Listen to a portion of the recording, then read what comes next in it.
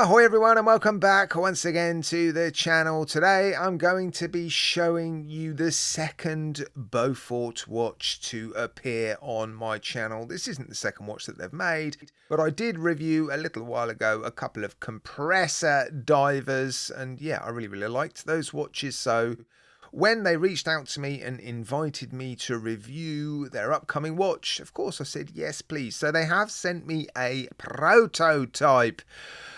I know I keep saying it, I don't want to review prototypes because there's always caveats and that sort of thing, but well, the truth is, you guys want to see the latest watch releases. You guys want to see what's coming up, and quite often, if you want to feature the latest new releases, you do need to show prototypes. So I do apologise.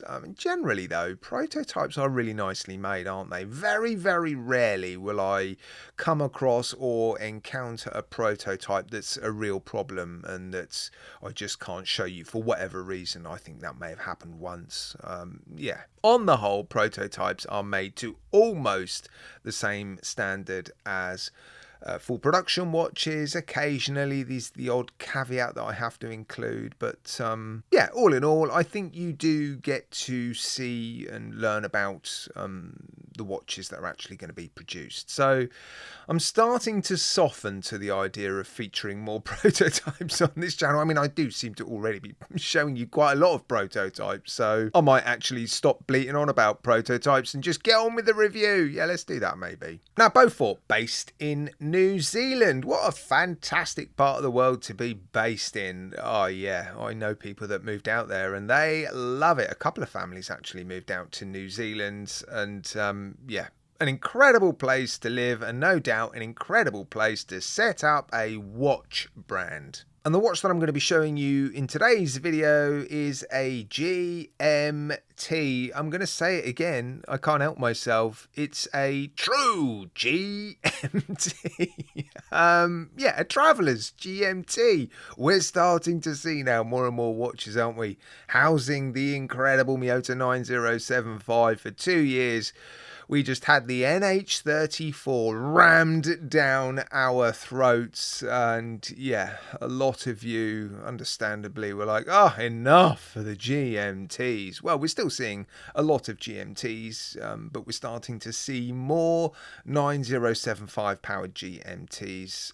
It is a better movement than the NH34, isn't it? 28,800 beats per hour, hacks and winds. It works differently. The crown adjusts the hour hand, not the GMT hand. That is how, or that's the main difference between a traveller GMT and an office GMT. With an office GMT, you use the crown to adjust the GMT hand.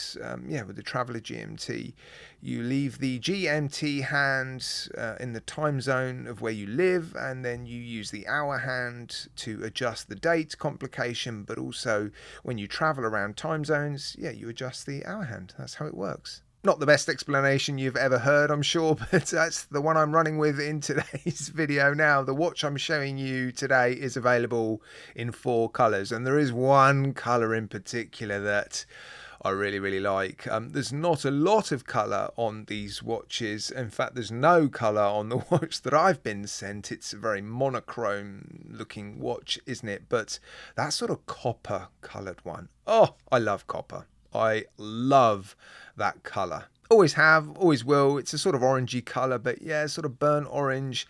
I just love the colour copper. So much so I once bought a car that was, yeah, painted in this sort of colour, and I still don't know why I sold that car, but anyway, yeah, I just bought it for the colour. Incredible colour. And the beading wasn't bad either, you know. I did a little bit of work on that car, I'm not going to lie. Anyway, back to the watch. So we've got a true GMT housing the Miyota 9075. This is a prototype.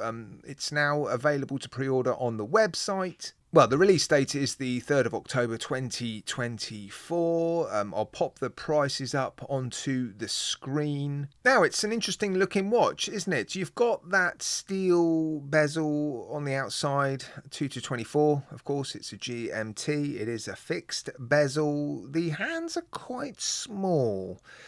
There's a design element on this watch that, well, I think it's just a bit different. I like to applaud brands and designers and brand owners that do things a little bit different. We need to see more of that. But that silver sort of textured ring on the outside of the dial is a fairly strong design feature. And I think it's that means the hands have to be quite small or short. Maybe the hour hand could be a little bit longer. In fact, I think the hands could probably just be a little bit longer, but they do look quite short, don't they? I don't think it's a bad looking watch. It's just, it is just a bit different, isn't it? Let me know in the comments section what you think of how this one looks. Yeah, I mean, I have to say I applaud Robert for designing a GMT watch that does have something a little bit different about it because, well, I know we've seen a lot of GMTs recently, so we do enjoy seeing something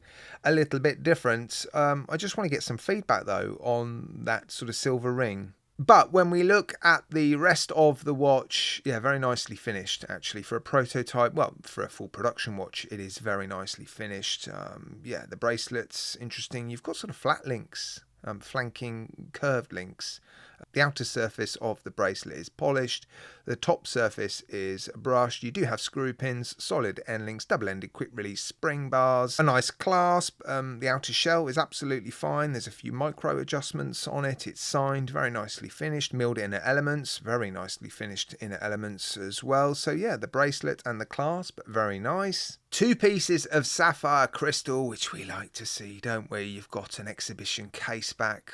You can see the Miyota movement there. Look, 100 meters of water resistance, screw down crown, screw down case back. The crystal on or covering the face of the watch, double domed box crystal with AR coating. So yep, decent crystals on this watch. Again, I'll show you the lume degrading at the end of the video. It's taken part in my sort of 5-minute lume degradation comparison, so you'll see how the lume compares to a really, really good watch and a really, really bad watch. And I've been sent the watch with a couple of strap options. So yeah, there are some straps available on the website that are compatible with this watch. I've been sent what looks like a non-tapering beads of rice bracelet with I'm losing my words, butterfly clasp. Yeah, that's nice enough. Beads of rice bracelets, though, not really my thing. I prefer it on the bracelet that I've currently got it on, and then there is a rubber strap with a signed buckle. Yeah, it's nice enough again. And while I'm thinking about wrapping it up, I'm actually taking another look at the case, and yeah, I don't think I've really complimented the finishing on this case enough. There is a super fine polished chamfered edge. We see this quite a lot these days, don't we? Flanking the case. The brushing looks really, really nice. The transitions look super clean and crisp. For a prototype, this is impressive, which bodes well for the full production watches. So yeah, if you like this watch and you like one of the colour options available, maybe head over to the website. I've put a link in my video description. It's not an affiliate link, it just takes you to their website. And yeah, you should be able to get, well, confirmation of any details I've missed. I don't think I've missed anything out, but yeah, head over there if you like it, guys. As always, thanks for watching. Let me know what you think of the review and subscribe and hit that bell notifications icon while you're there. Oh, and the like button. Cheers, guys.